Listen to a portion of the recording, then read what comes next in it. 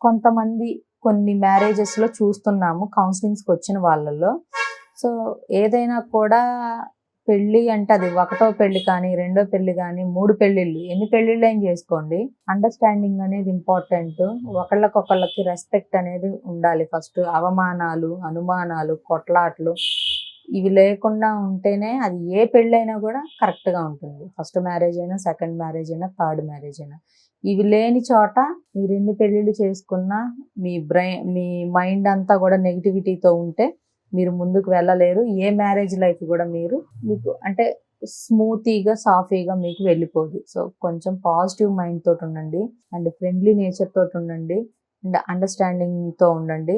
కొంచెం ఒకళ్ళ మీద ఒకళ్ళకి గౌరవ మర్యాదలు ఉంటే పెళ్లి బంధం అనేది కొంచెం బాగుంటుంది. సెకండ్ మ్యారేజ్ అయినంత మాత్రాన ఆడపిల్లల్ని చులకనగా చూడాల్సిన అవసరము లేదు. సొసైటీలో కొంతమంది మనుషులు అబ్బాయిలను కూడా అలానే చూడవలసిన అవసరము లేదు. సో, ఏదో ఇష్యూస్ వల్ల అలా జరిగి ఉంటది. దాన్ని వీళ్ళు కొంచెం రెస్పెక్ట్ చేయాలి. అంతేగాని దీన్ని ఒక నిందలాగా, ఇది ఒక పెద్ద రోగంలాగా, వాళ్ళు ఒక శత్రువుల్లాగా, అంటరాని వాళ్ళలాగా వాళ్ళని ట్రీట్ చేయకండి.